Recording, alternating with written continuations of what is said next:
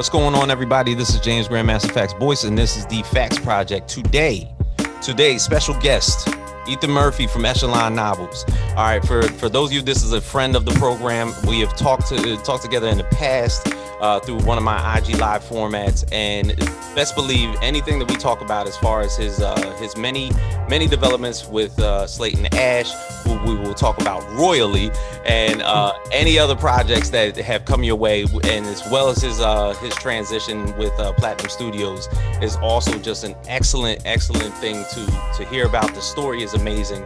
Thank you, sir, for being here. Thank you, sir. And I'd like to point out again that somehow, it's like I feel like anytime I talk to you or see you, that I'm more or less like Goku around Kaioken Attack 1 and you're Goku Super Saiyan 3. My backdrop, I have a couple of things. I have a measly goatee and mustache, and a hat with no design. You have a full hat with an awesome design, an amazing backdrop, and you all over the place. Well, this is the thing.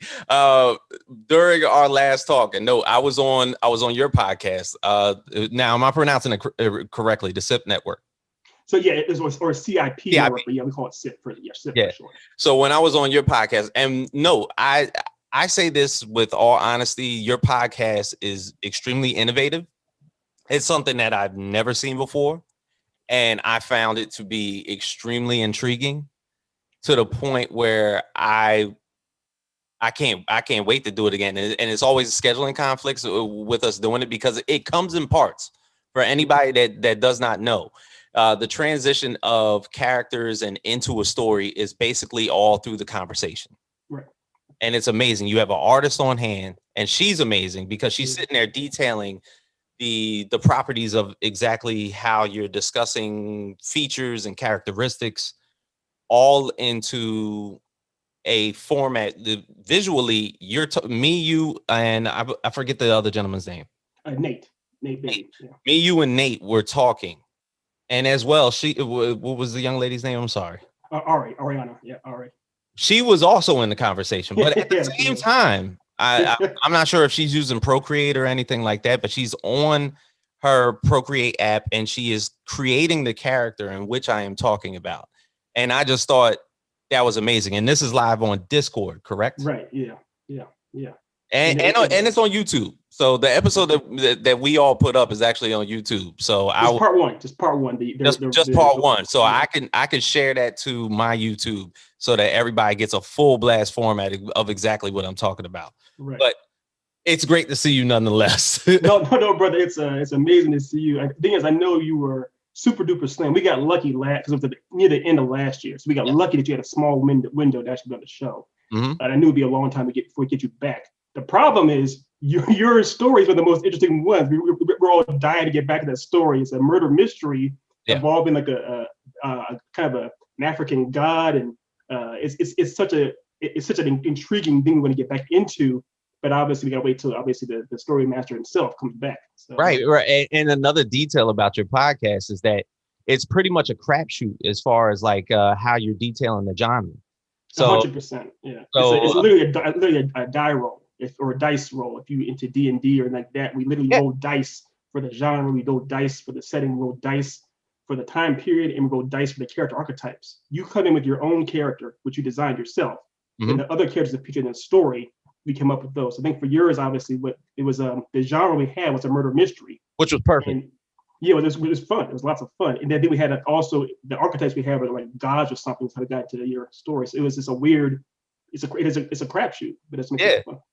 So it generally is it's basically just pulling up subgenres and genres off the fly, posing characters, settings, exactly how the plot's going to format, and then you just go.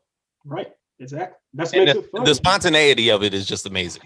And you have to like think extremely quick in order to to get the story out. And the thing is, myself, I'm not a writer. I do not tell stories. I've never written a comic or anything before. I just happen to be a reader, consumer, and ultimate fan of storytelling. And the way that they did this, and I'm like sitting there, I'm like, God, for one, I'm nervous. I'm like, okay, this might come out wrong or anything. So how this is going to come across, but it came out okay. It was great. We loved it. It was weird to see you nervous because you obviously are literally Grandmaster Faqs, and for you to get nervous is just kind of a weird, oxymoron. Yeah, because you have to think extremely quick. It does involve storyline together. Yeah. So one thing that's weird too is Nate and I originally met doing comedy improv 8 years ago. So we've known each other from having to think fast on the fly. And then Ari and I have been best friends for a long time. So her and I, our minds can sync up pretty quickly. So because of that, the three of us can kind of like be in a weird synchronicity with each other. Kind of like the turtles. When the turtles are fighting, they all kind of know what they're going to do. Right. But sometimes it can be weird or intimidating to guests because they're like, y'all are in your own zone. How do I tag in real quick? Yeah. So to get into it, for anybody that does not know Slate and Ash and the epic graphic novel that you basically created yourself and has done masterful things for your career, could you please tell everybody what Slate and Ash is? That would be my pleasure, sir. My pleasure. Basically, you and I are roughly around the same age. You're younger and prettier, but growing up, I love growing up in the 80s, a big genre was the buddy cops. And so I wanted to pay homage to the buddy cop genre, like Beverly Hills Cop or 48 Hours. Big Trouble in Little China. Ooh. Those things that have that match up with, at the time, which is a really popular idea, was Walking Dead or zombies or the undead. Yeah. So having a buddy cop with an undead situation. So the main characters are Slate and Ash. Slate is a pretentious fop of a scientist that's based off of Kelsey Grammer, and Ash is a kind of a big mouth cop that gets himself into trouble, very much like Axel Foley from Beverly Hills Cop. And the two of them are mashed up together, trying to take on a massive horde of the undead to save a young girl from a fate worse than death. And that's the story. And you've read it yourself, so you know what I'm talking about. Because normally in a lot of zombie horror driven post-apocalyptic type movie settings or comic settings or anything like that, there's usually a group of people, and you tend to see that in the beginning, right? But it kind of spans off because there's so much happening in like that first book that like eventually it just nails down to Slate and Ash, and one of them, of course, is infected with the disease as well, correct? Yes. And that's the thing, you said disease. It's very much more as opposed to a virus, which is usually how they do the zombie stories. Yeah, it is a disease that only strikes males, and because of that, these diseased men are desperate to continue to breed, so they kidnap women they can breed with, and that's a big point of the story, is that they're not trying to kill this young woman they kidnapped. They're trying to make her their queen, essentially, right? Which can be even worse. So Slade and Ash are trying to keep that from happening, and they keep failing over and over again, but they're trying nonstop. They do, and the thing is, that's where a lot of the cliffhangers kind of lie, and that's where the story, the pretty much the build and the depths of the storytelling start to happen, and that is just like what drew me into exactly how you put this storyline together, because normally you wouldn't see a human being and a zombie team up for a buddy cop type of format, but this just made it that much. It was like, okay, I definitely want to see more of this. Sure. Yeah, I'm glad you were. Now did that derive from something? Like, is there like a Shaun of the Dead type of atmosphere that basically like was like, oh, you know what? Like it just popped in your head and then you started writing? Kind of. So not like that. Forever ago, the true origin of the story was, I went to a baby shower for the nephew, who's now 11 years old, at my sister's. And while I was there was an inker for DC Comics who was talking about how him and a friend of his were kind of toying around the idea of a cop teaming up with something, teaming up with either a werewolf or teaming up with a monster or a zombie, all these different things. And they were like, if you wanted to go ahead and tackle this, you can. And they pretty much were very dismissive and offhanded about it. And I was like, I was so desperate and young to try and get in there. I was like, sure. So I spent the next few months drafting up all kinds of random ideas for a cop and anything. And the one that I thought would possibly work the best was a cop and a zombie. And the thing was, by the time I finished this a few months later, these guys were done. They worked for Marvel and DC. They couldn't care less. They didn't even know what my name was, basically. Right. So I still wanted to keep pursuing it. And my brother convinced me to do that. My brother convinced me to, like, keep doing it. And so he would always go with me to various conventions trying to find an artist that could draw something like this. Right. So it was a weird kind of like a little toss up. That kind of, the best way to think of it is if someone said to George Lucas, would it be kind of cool if there's a fight somewhere in space and he made Star Wars, something like that. True. And now necessarily, like, this storyline alone has done leaps and bounds for your career. It's caused for your move from the East Coast to the West Coast, and pretty much landed a development deal. There's so the main screenwriter, there's a couple that we're talking to as far as working on the actual script for this. Right. I know that the studio head has already talked to him and vetted him and everything. So it's in the works. And I was telling you before how they're actually pitching this, because you obviously, the way these things are these days, you got to make sure you get enough resources from various studios or whatnot, right, to fund these things. And that's all in the works and in production. So we'll see how it goes. So. Now, what drew Platinum Studios to be like, this guy has some excellent storylines, let's snag him? Sure, it was and that again, part of that was, I'm sure you've heard this before, that everything the main factor in anything involving entertainment is luck. And I was going to conventions for all kinds of years, and I have a buddy out here named James P, and he invited me to come to a convention with him in LA back when I was living on the East Coast. Okay. And he said, come on out to LA, do a convention here. Maybe you'll meet somebody in the entertainment industry that's interested in your book. And I knew it was a massive, massive, massive gamble, a long shot to say the least. Right. But I said, you know what? I have nothing else to lose. Why not try it? And it came out to LA for a convention, for LA Comic-Con. It may have actually been, no, I think they just changed it from Stanley's Kamikaze to LA Comic-Con. And while I was there, I was at the table and I was selling the book to various people. And this one really friendly dude came up to the table named John Lachago. He said, hey, how are you? How you doing? And we started chatting about the things we loved, because we're both into different types of monsters and classic kind of 80s movies, things of that nature. Right. And I was able to pitch him on the idea of this is basically Big Trouble in Little China meets The Walking Dead. And he goes, oh, that's kind of an interesting idea. All right, well, I'll try it out. And he said, if I like I'll buy the first 3 books now. If I like them, I'll come back later on and buy the rest. I said, okay, that sounds great. And sure enough, he bought the first 3. And then sure enough, 2 days later on Sunday at the con, he came back and he came back, but he couldn't buy the second 3. He came back just to see me and talk about what he had read, essentially. Right. And he said, hey man, I read the first book already. It seems pretty interesting. I haven't had a chance to read the rest, but I'll let you know. And I figured I'd never see or hear from him again. But he goes, oh, by the way, here's my card. And he showed me his card and it said executive, like a producer with Platinum Studios. I was like, holy shit, what? And so I was like, wait, how'd you bury the lead? But then he walked off. And I was like, I was just sat around for weeks and weeks and weeks, hoping and praying that he would contact me. And sure enough, like literally right after Christmas, he hit me up to say, hey man, I read the first 3 books. I'm desperately trying to get the rest of it. I need to finish the story, please.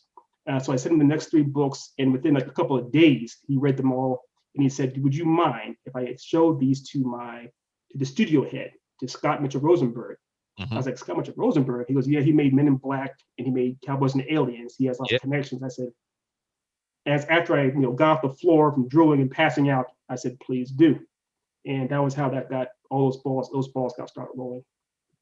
And no, you just said Men in Black and Cowboys and Aliens, also graphic novels as well. Right. Now, aside from Slate and Ash, you have Screen Boy, Blackmore, Divine Influence, Ipswich. Right. Now, of those 4 titles that I just named, also, and no, I've done my digging as well as far as like, you clearly have. Most of the graphic novels that you have put together, and that has been extremely awesome. Of those 4, which would you say has the best shot and opportunity that you would think to be developed? So they've all been optioned, and the one that the studio is pushing for the most right now is Screen Boy, partly because it's for it's kind of, it has kid tie-ins. Like they can do toys, they can be all kinds of different things like that. So Right. that's the one they're pushing for the most next is Scream Boy. I was going to say the same thing because I found that storyline most intriguing because it's a boy who gets to jump through portals to battle like supervillains, but Right. through iconic works of vision, Yes. a la kind of like a Ready Player One type Yes. setting. But Yes. the thing is, you know, like this is imagine you're a little kid, and instead of playing the video game and going to see Bowser, you can actually jump in and fight Bowser yourself. Right. Or going in the end of Mortal Kombat and just fight Shang Tsung yourself, and then Right. to jump out. You know, like, Right. cool. I what'd you do this afternoon? Yeah, I got into a fight with Shang Tsung. You know, simple stuff. Exactly. And the biggest difference between this and Ready Player One, which that's a fine book that Ernest Cline Absolutely. did and fine movie, is that the stakes are real. So in Ready Player One, you put on the kind of basically an Oculus Rift or whatnot, and you go into the world. VR. It's a VR. And this, you go into it. It's actually your body. And if you die in those stories, let's say, for example, you go to Treasure Island and you drown, that's it. You're done. Yeah. So there actually are real things. The main character in this story, I always compare him to Marty McFly because he gets lost in the story and can't get back. And so he's desperately trying to navigate his way through all kinds of fictional worlds and not die to get back home, essentially. Right. Wait, was there a particular storyline in which he got lost in? I didn't get to that part. No. So the first one just ends with him just lost. It ends with him pretty much like, wait a minute, I'm not where I'm supposed to be, and he's too young to be doing this type of stuff. Right. The main story, the main thrust of the book is him actually having to get back from. I think the first one ends with him in basically right in front of a witch's house in Hansel and Gretel's story. And the next one deals with, and while he's dealing with that, his brother and sister, who are actually professional trained people to do this type of thing, they're battling like a Cthulhu type of monster, so they can't help him at that moment. So the next story it ends with him actually trying to get through a person who's actually like a video game master is hunting him down. Is hunting down our main character because he has something that she wants. So it's pretty much all these different types of universes, all different types of stories that are clashing with each other over different types of reasons. Now, aside from that, and I know it hasn't even come out yet because I believe that the due date for Ipswich is around late 2021. Is that still about around the same timeline that we're looking to expect that? So we did have early release. Early release is was granted. So I can give you it's a very limited amount of them, but the official release is going to be later on this year. Yes. But we do have some available now. I need to get you a copy of that, actually. Man, I would love that because, all right, for one, what I'm talking about, this storyline with Ipswich is like it's a fantasy tale. Supernatural creatures threatened by the delusions of a young prince with severe PTSD. Right. Just that tagline alone, I was like, sold. I'm sold. But all right, could you tell me why he has PTSD? Of course. And this is highlighted in the first book, but you don't get into full detail. You know Vegeta, Prince Vegeta. Yes. So imagine if Prince Vegeta literally, the story is he more or less did witness the destruction of planet Vegeta from a distance, but imagine if you witnessed that up close and personal. Okay. And how that would mess with your mind, essentially. But if you were still as powerful as Vegeta and wanted to learn how to get your own revenge on the world for what happened to you, but you were also still a sociopath like Yagami from Death Note. So if you combine those two personalities with that much power and intelligence, this is what the main character is. And the way the story is told is there's so many moving parts, you don't exactly know who the bad guy is, who the good guy is. Me just telling you that right now, when you read the first book, you still don't know who actually is the bad guy who's going to grow to become this. That's because great. The story starts off with them as a kid. See, yeah, that was one I was like, okay. After Scream Boy, I was like, all right, if this ever gets put down, I definitely gotta pick this up like immediately. Oh yeah, I'm actually looking forward to hearing your feedback on that. Yeah, I'll definitely. That one. Now, just in our conversation, the way that we're basically just like having this conversation, you tend to reference a lot of anime in what you talk about. So how big of an influence did that have on not only not only your life, but the way that you write your stories. Sure. The easiest way to think of it is how pretty is James' voice? That's how much of an influence it has. Just immeasurable. The word is immeasurable. Oh man, yo, it's well, all right. So, are we talking about more recent anime, or are we talking about like, how far are we going back? Like, where did this start for you? The first anime I saw was the original Vampire Hunter D, Ooh. and I saw that I saw it in '90 when I was probably too young to watch it. I saw that in '90. Then I saw Akira right after that, immediately afterwards. Yes. So that's my anime started in 1990. So, but I did some homework before then to watch an older Robotech from the '70s and everything else. But I've been into anime since 1990, more or less, and manga. Now, would you say that the medium of anime cannot be translated cinematically because of the aesthetics that animation gives you? Not necessarily. I see what you're saying. I think that you almost would have to be willing to course correct in some capacity when it comes to adapting anything, any medium from Right. one medium to another. I obviously if you deal with Miyazaki or whatnot with his works, they tend to be obviously they're fantasies. Mm-hmm. And we've seen all kinds of high fantasies that have been adapted, like for example, Lord of the Rings or even Aragon or World of Warcraft. They have found ways to make these things happen. It's not always the smoothest transition, but it is possible. There are plenty of examples of things that didn't work out right with, like, Ghost in the Shell or Death Note on Netflix. Dragon Ball Z, Dragon Ball Evolution, which we don't like to bring up. We're friends. Let's stay friends. But I feel like it's the same thing that happened before years ago with comic books. Comic book movies were pretty bad, and they found a way to actually kind of they found a way to actually kind of break the mold and actually get into the real heart of the story and not focus on all the things that didn't matter, all the superficial stuff that wasn't important. Right. Because the same with anime. I think that there was a point in the 70s and 80s where they basically pretty much made it a focal point to focus on the caricatures of what the characters were. Whether it was like Captain America, the old Fantastic Four movie that came out a long time ago. There was actually a Doctor Strange movie in the 1970s, and that looked like a porno movie. But my God, he looked like a pimp. First off, Doctor Strange automatically looks like a pimp. The cape. It's the cape. Right. It's the cape. It's the rings. Right. And a big necklace on his neck. You might as well say that he's a spiritual pimp. Yes, he really is. Absolutely. With the high neck butterfly collar, if he was walking around in the mid 70s on Sunset Boulevard, you would not mistake him with anybody else. He would look normal. Right. You're right. And for years, they actually had him with the open lapel in the comics and stuff too. So it's like he actually literally looked like a pimp. There was no Yeah. And I remember the scene from the first Doctor Strange book movie where they left the Sanctum Syndrome and they were actually running through the streets of New York. And I was like, this doesn't look obvious to anybody.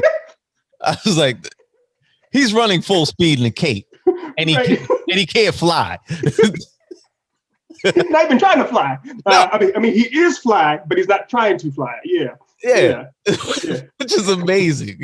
I love it. By the way, it's called the Sanctum Syndrome. That just sounds like an orgy den in and of itself. Absolutely. Yeah. First off, okay, I get it. You name the building that, but do you actually give a label to the building and say this is the Sanctum Syndrome? Just know it is.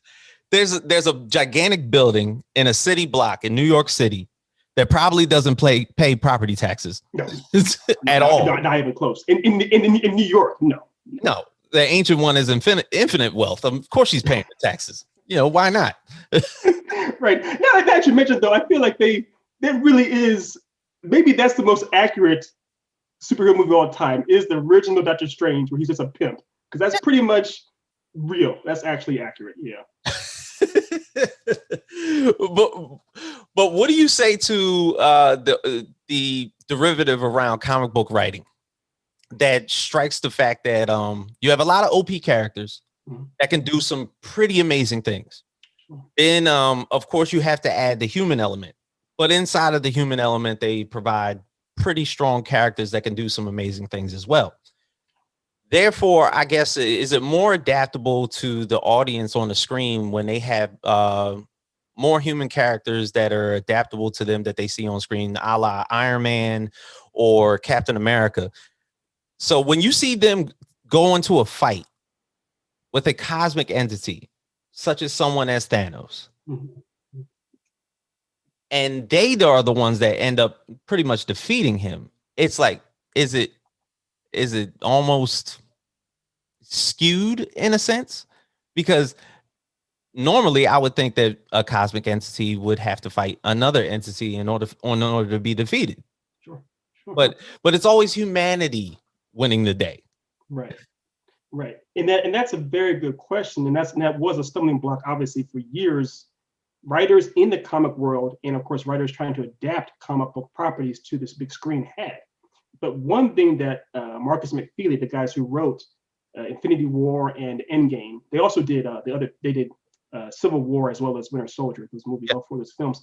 But they did it. What they found that the secret formula they found was actually turn the cosmic being into a show the humanity of the cosmic beings. So, for example, Thanos in Infinity War, the star of that movie is definitely Thanos, Mhm. and they show his humanity in spades. Whether Right. or not you like it, you can't deny that it's there. So then, so later on, when he actually does commit the snap on some level, you see why he's doing what he's doing. You don't have to like it or agree with it, but you get it. So in the end game, when we see our team, all the entire world essentially fighting against Thanos, it is humanity versus humanity. It's a weird scale of humanity. It's a bigger human essentially, but there is still a heart and a soul there beating. Mhm. It's not fighting against an opaque, impersonal entity. It is an Right. actual physical being that we understand that has a heart that pumps inside of. So I think by doing that, we're able to see its motive against motive as Mhm. opposed to power versus power. Now, and that's good, by the way. Now, would you say that has hindered a lot of OP characters, probably within cosmic universes, whether it's been through Marvel or DC? Because no, they have some very, very uh, variety driven. Like they have a mass amount of characters Yeah. within both universes, and I've always had a sort of I guess a sort of hold on both those universes rather than Earth's Mightiest Heroes or basically anybody that's derivative of Earth within the DC universe. I always had more of I'd say a fathom with those two type of universes. I love DC's comic universe. I call it the Kirby verse. I love Marvel's cinematic universe. Basically anything that Jim Starlin put together that was inside of Marvel's cosmic universe and comics or anything like that. So, like in that sense, it might be hard to build up alien worlds. Maybe we're just not there yet. I mean, there's been sci-fi that's been put out since maybe like the 1930s with maybe like War of the Worlds or anything like that. So I would think it would be a little bit easier for like Marvel or DC to put out properties within the cosmic universe, and it would be like seamless. It's 2021, Right. but they Right. can't. I mean, we got Yeah. Guardians of the Galaxy. We had to wait maybe like a good 10 to 12 movies until we got Thanos. Yeah. Um, Darkseid is just appearing in this Snyder cut of Justice League, so Right. for the first time. But yet, anybody that's any properties that are basically within the cosmic universe between those two properties don't necessarily get that much shine because they don't want to. I guess because they want the human factor, they don't want to put OP characters out there in a large scale because then, oh God, all hell will break loose. Right. Well, it's so interesting too, because obviously you mentioned DC, how you're a DC, you love DC works, Yes. and Kirby especially. Kirby's amazing. Right. So obviously one thing I liked a lot was Thor Ragnarok, which looked like Kirby on screen basically. Yes. Which in the best possible way. But another thing you mentioned, of course, in the DC universe is OP characters. There are OP heroes on some level too. And one who goes from being a hero to a villain back to a hero is Hal Jordan, obviously. And you know how back in the day when he was in the early 90s when he actually became Parallax, right?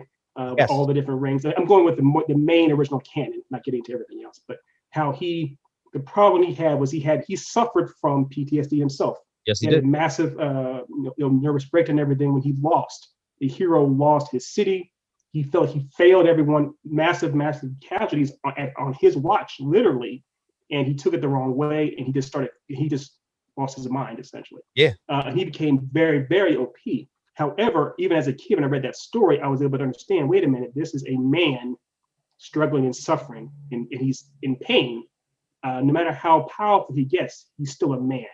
I know you've seen Akira, one of my favorite movies, animes of all time. Very much. The manga is much better. It's much more full and dense. But even with the movie, you can see that Tetsuo is a kid that has suffered severely, that is trying to deal with that. And the way he deals with it is by causing all kinds of destruction. Right. And he suffered so much even before the accident happened. Before, yeah. Yeah. So it was like almost when this happened, it was like it was just too much for him to handle. Yes, boom. Exactly. But again, it's always the same thing, James, is that it's take a character and find what makes them human, and then you can go from there, broaden your horizons from there. You can definitely, you mentioned having how we do have the technology now to make these worlds on the outside, the surface, look amazing. We do have the technology. We've had it for years, but we can never lose sight of what's most important, which is the heart of the story, which is the characters' motivations, the characters' growth, the characters, in themselves, how they interact with the world. That's what's always most important. So I think we actually do have the ability now.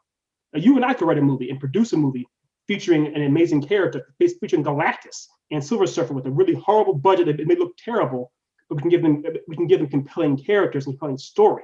Having actual bells and whistles that come with a major big budget studio, that's just icing on the cake. And I think as long as the studios now are willing to adhere to the writers who understand the fundamentals of what makes characters works and also these worlds work, if we combine those fundamentals with the actual big budget and all the hoopla, we can get these things finally in 2021 and beyond. Now, do you think it's a big deal, like in a good way, that comic book movies, singular, solo, or whether they're just large event crossovers, are making $1 billion a piece, or is that a problem? Is there going to be saturation? Yeah, it's definitely. I think it's a double-edged sword. There's no way around it. The problem that happens when you have massive tentpole films and they're making all kinds of big bucks is that becomes the new benchmark, and that's what the DC universe suffered from. Whether you like them or not, they were playing catch up to Marvel, and they were trying to have this bigger and better first, as opposed to just focusing on here's Batman's story in this universe, or here's Wonder Woman's story in this universe. They were trying to make sure they caught up to the big grand scale of the Marvel universe, and they threw all the money they could at Justice League, and it didn't quite work. It was too rushed. I think that if you go back to 2008 when Iron Man came out, it was a much smaller budget film on a much smaller scale, and it worked. You have to be aware of what your goal is. Is your goal just to make buckets of money by spending buckets of money, or is your goal to make a good movie? Right. And if your goal is to make a good movie, then you'll tailor the budget to that. What is our story here? What are we setting out to do? Are we setting out to build this character and possible other characters, make a grand scale world? That's fine, but just like anything else, you have to start small. What I always think about is, I'm sure you've seen Kill Bill Volume 1. Yes. In Kill Bill Volume 1, there's a part where Beatrice Kiddo first gets out of a hospital, and she crawls into this van and watches this truck. And while she's in the back of this truck, she starts mapping out in her mind how she's gonna get her massive revenge on so many people that wronged her. And then she comes back to her sitting in the van, and her legs are immobilized because she was in a coma for 4 years. Yeah. And she says, however, but for ultimate satisfaction to be mine, first things first, wiggle your big toe. And she sits there for hours, willing herself to wiggle her big toe. So many studios are in such a rush to make the huge, big budget blockbuster tentpole film or films or crossovers that they get in the car, start driving with their legs immobilized first, as opposed to just wiggling a big toe. If that makes sense. That totally makes sense. It's basically, you're overstepping your boundaries. Yes.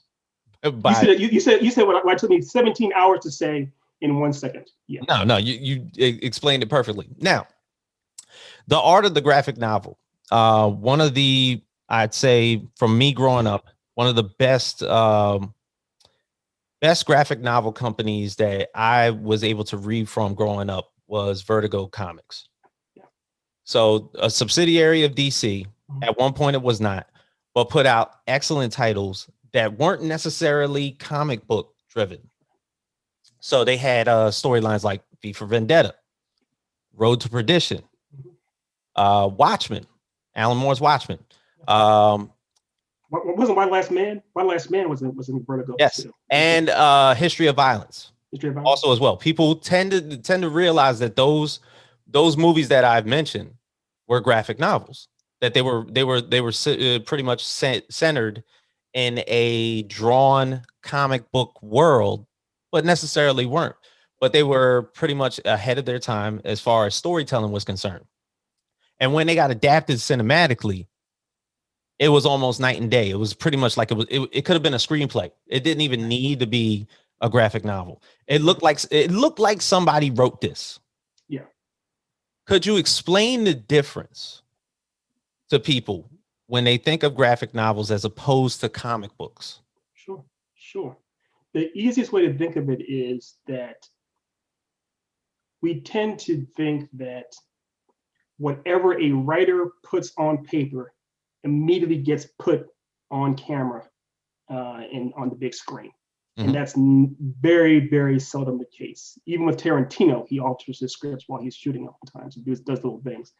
And with graphic novels or comic books or anything of that nature, once the director gets his hands on the actual source material, it's going to be altered fundamentally for one reason or another. For example, with the V for Vendetta, the Wachowskis adapted Alan Moore's book, V for Vendetta. Yeah. And their take on it, the fundamental philosophy of it was a little different through their prism, their eyes, their perspective than it was for Alan Moore. Therefore, the whole overall work looked different. And if you just compare the actual images in the panels of V for Vendetta to some of the actual cinematography on screen of the film, they may look very similar, but there's still a lot of actual fundamental differences there within the story. And it always comes down to the writer. The actual director of a graphic novel is the writer. The director of a cinematic experience is actually no director. And it can be you can have two very different takes on the source material. And that's why something on the surface can look so similar, yet be so different. Also with, for example, you mentioned Watchmen. I know, most fans, when they saw Snyder's Watchmen, weren't as satisfied as they were, of course, with the actual book by Alan Moore and Dave Gibbons. Of course. And that's right. And that's one of the reasons. It's just that there's no matter how close things may look on the surface, it's below the surface of where the real story lies, and that's where the real material set up. And to even speak to credit Watchmen, from the book to the cinematic feature to the TV series that was put out at the beginning of last year. Right. To put it plainly, it almost looks like they're all connected. Mm-hmm. If you were just a first time fan and had never read Watchmen before in your life, and you happened to read it and then watch the movie and then got into the TV series, regardless of how maybe your views may be towards how the world works, or how your phobias of maybe like inert prejudice, or how you're built emotionally, you would think it would be an okay read to put it together. Sure. But because two other people with Damon Lindelof doing the TV series and Zack Snyder doing the cinematic feature, although it's different perspectives, it could be put out as, I guess, somewhat auspicious to a lot of the audience out there, because generally, it's somebody else's take, right? Exactly. On your product. Exactly. It's of course you want to get the cosign of the script of how it's basically written. What the premise is, exactly like what the climax is going to be at the end of this book. But then to take it a step further, like the TV series wasn't in the book at all, or didn't even necessarily, let's just say that the characters were the only things that were relatable to the storyline. But the thing is, they integrated a lot of African American characters in that storyline. They took on almost like a sequel sequence into this storyline, and it was almost seamless to the point where, and it made sense because it was like, okay, Dr. Manhattan's going to come back to Earth, but he just can't really like be exactly who he was. He can't float around in his blue aura. He has to come as something else. So what does he decide to do? He decides to integrate himself as an African American back on Earth, almost as a disguise, but he has to fit in. And it just builds up the entire story from there. Yeah. So then you all get all these historical perspectives, Bass Reeves and the massacre at the Tulsa massacre. Yeah, and then like that whole derivative from those like first couple of episodes and how they built that out. I mean, I don't know Alan Moore's take on this. I would hope he would have been proud of that because that was great storytelling for me. Right. No, I agree. And I had heard before that Alan Moore, finally someone was able to get in touch with Alan Moore and see what his perspective was on the Damon Lindelof HBO series, but I can't remember what he said, what his take. I mean, Alan Moore's. He's Alan Moore. Yeah. But I'm 100% in step with you. I feel like Lindelof and HBO's take was a direct sequel that felt very much in tune and in step with the original source material of the graphic novel from the 80s. Yeah. It picked up right where that story left off, even though it's set 30 years later. It felt very much in synchronicity with it. And I loved it. Just speaking plainly, I love that series on HBO. And I love the idea too of how would they, I mean, the episode where we're getting spoilers here for Watchmen, but my favorite episode from that show was a episode, I believe is it 8 or 7, where the episode's called A God Walks Into a Bar, or a bar. And it's all about seeing things from the perspective of Dr. Manhattan. And this makes things full circle because you're talking about having guys that are OP. Dr. Manhattan is literally one of the single most OP characters in all of comics. Yeah. And they found a way to ground him, to make him relatable. Even while he was using his powers, they found a way for us to feel for him, for us to feel what it would be like to be a person that's trapped in the ability to see everything. And so they found that was the secret. That was the secret sauce. Again, was find the relatability find the humanity. Sorry, James. Find the humanity in your characters. No matter how powerful they are, they're still human. If you can do that, the audience will go with you for everything. Go along with you for everything. Right. And once again, spoilers, but even in that sense, like he almost knew his demise was coming. Yes. He literally did. He literally did. He knew his demise was going to happen. And he needed to pass down his power set.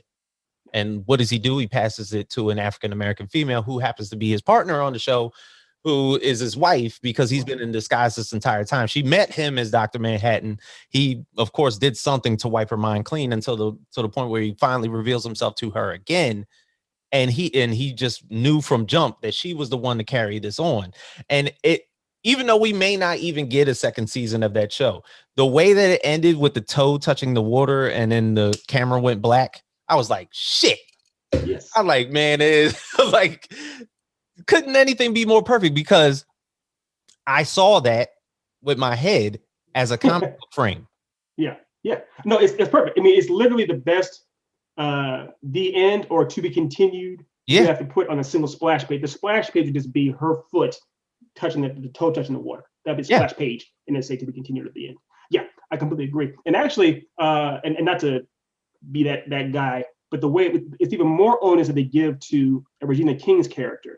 They actually give her more because actually she doesn't forget at all that he is in fact John, that her lover is in fact John, that he is in fact Dr. Manhattan. He trusts her and gives her a ring from Ozymandias that if you put it directly in his forehead, it'd make him forget who he was. She was trusting him, that she was trusting that she would remember in 10 years to do the necessary steps. So she already gave him this much, gave her all kinds of power forever ago. She trusted him implicitly. To have a literal God trust this African-American woman, that was major. Yes.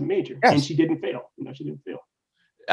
Speaking of female protagonist and the inversion of storylines that you would not think would have an African-American perspective, Lovecraft Country.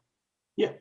So when we talk about H.P. Lovecraft's works being pretty much diluted with racism and xenophobia and xenophobia and anti-Semitism. You know, he just beyond the plagues of anything that anybody could correspond. And to see that inversion happen, where somebody took his works, his Cthulhu mythos, and a lot of the creatures that he basically put on screen, and take all of the protagonists that we're going to throw into a pseudo book, novel style that's going to be adapted one day into a TV series, but all of the protagonists are African American.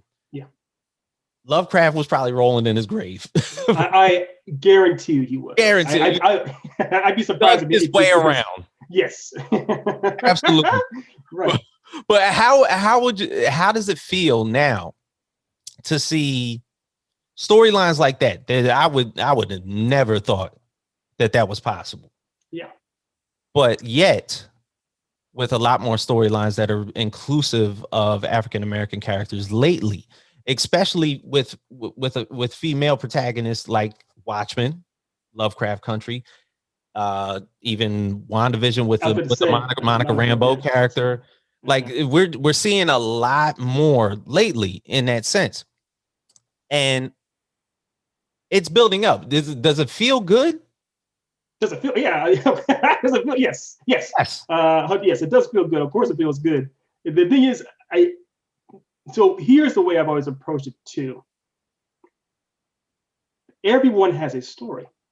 Yeah. It makes no sense to limit the perspective of your characters in your work to just any one branch, whether it just be males, straight males, males of color, young males, anything. Why not have all perspectives? Because everyone has a side of the story that they deserve to tell. And that's where the real fun comes in, seeing the different perspectives, different sides of these stories. You know, one of the ones you mentioned before that I've worked on, the books that's out now, Blackmore. Yeah, is my partner, the corner of Echelon. Her and I were having a conversation one time, and we were talking about, can you name a single mad scientist that's a female, that's a woman? Yeah. And her and I couldn't. The closest we came was Poison Ivy, and that's kind of not really there. Yeah. So we actually, yes, it's kind of a weird cheat, but so we actually literally made one because we couldn't find another one. We couldn't see one anywhere else.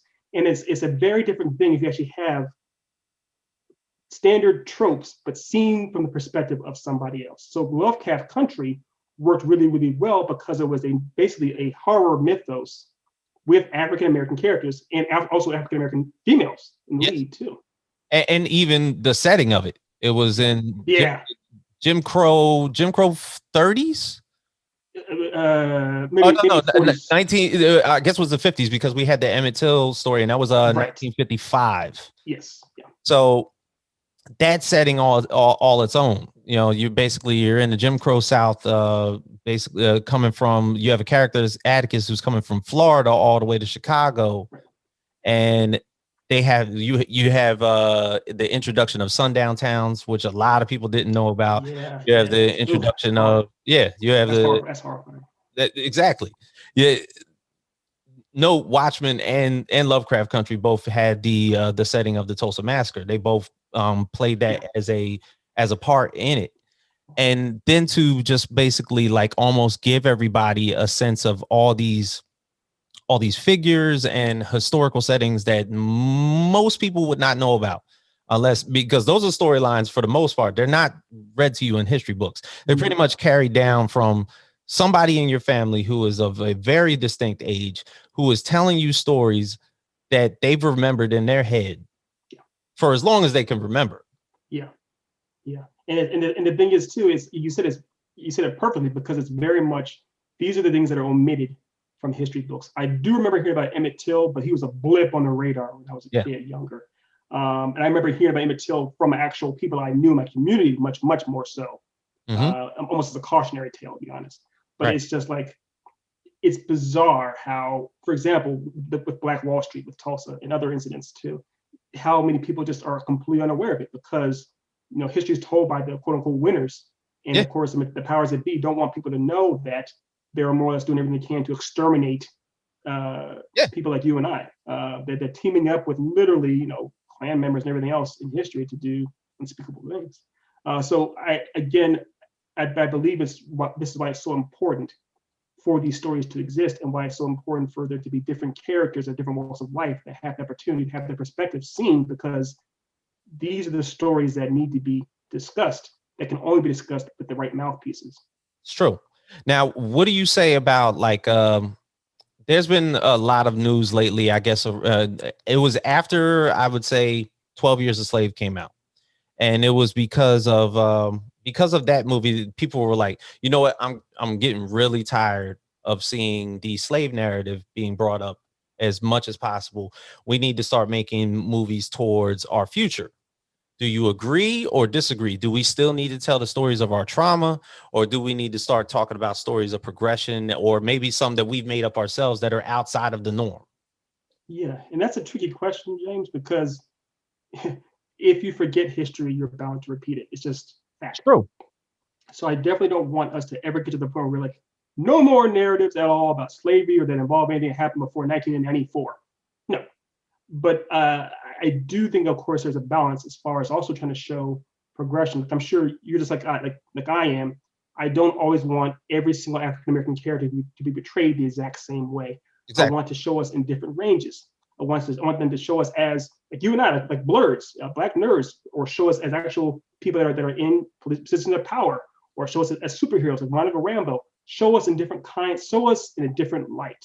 Mm-hmm. I don't want us to forget where we came from, but I want that to spur us on to become that much more. So it's a balance of both, to try and do both if you can. Excellent. Now, if you could tell us, as far as the Echelon novels is concerned, what is in development for 2021? Sure. So the biggest thing we're trying to do is we've taken on a few new. So since we signed up with Platinum, we've gotten clients, people that reached out to us that want us to help them tell their stories, and we're actually really excited to do that. We've had people that are women or non-binary or different races, people that have all kinds of stories, and we're doing our best to make those stories come to life. What's coming out pretty soon with Echelon, there is the sequels to a lot of these books that you've already read. Yeah. Another series called Chasing Mai, which is about a young Thai girl who has to find her grandfather after he's been kidnapped. Set in kind of a fantasy, like wuxia. I can always forget how to pronounce that word. WUXIA, wuxia type of fantasy realm. Trying to get him back. Another story, in honor of Chadwick Boseman, called Never Slain, which is basically about how after throughout history, several great warriors have passed, and a Valkyrie brings certain ones back to fight against an ongoing threat. Right. And Chadwick, a Chadwick Boseman type of character is the one that's meant to lead that team, essentially. That's coming out as well later on this year. But we're trying to do things where we're trying to actually have as many different demographics as we can with our stories, but also have each narrative be appealing to anyone and everyone, essentially. We want it to be that people feel that they can come to Echelon with any and all interest and find something that they like with our books. Well, damn, I need to get writing. And if you need help, hit me up, man. I got you, man. Hey, look, I appreciate you doing this. If you could let the audience know if they wanted to find any interest in any of the developments that you're talking about, any of the books that are currently out, Slate and Ash, especially the fact that if I want to get my hands on Ipswich, but Scream Boy, Blackmore, Divine Influence, those type of, how can they get in touch with you? Of course. You can find us at www.echelonnovels.com. That's ECHELONGNOVELS.com. Hit us up, mail me directly if you like. I'm there. And we will do everything we can to provide you with as many books as possible. We were sold out. We had a flux of books in, and we sold out in literally about a week. We have another flux of books in right now. Saw that. You saw that really, really fast. Hopefully, this new influx of books will last a little bit longer. So get over there while you can, please. I will try to hold a copy of Ipswich for you, James. I should hold a copy. Maybe we only have a couple of those left, but yeah, hit us up anytime. And then also we have, of course, you mentioned the podcast. Yes, it's the CIP network. Or SIP channel. So it's THECIPNETWORK.com, or you can follow us on Instagram as well at the same place, the CIP network. If you're into podcasts that involve making up your own story, or just involve being silly and having fun, hit us up. Absolutely. And no, I will definitely co-sign that, because I found that to be the most innovative podcast I've ever been a part of. Thank you, brother. Thank you. And there's one that we need to get you on more recently. This is with Nerds with Melanin, called Loose Cannons, another one I'm a host on. The whole premise of this show is that two nerds get on there and they debate a topic. We've done the Star Wars trilogies, which one's the better Star trilogy. We also did we have one coming up this week with the Bechdel test and the best waifu. So that's another one. If you're into nerds having debates, civilized debates, find us on Nerds with Melanin and Loose Cannons. I've actually been on Nerds with Melanin. I was on the first episode of their second season. Yeah. No, that was definitely dope. Absolutely, man, bro. I appreciate you doing this for me. Of course. And for anybody that has a direct interest in graphic novels as a whole and comic books as a whole, this man is a go-to for storytelling. And we wish him all the best in the future, especially in the developments that he's putting together as far as like adapting a lot of his projects cinematically. Only the best for you, bro. Thank you so much, James. I really appreciate it, brother. Really. Absolutely.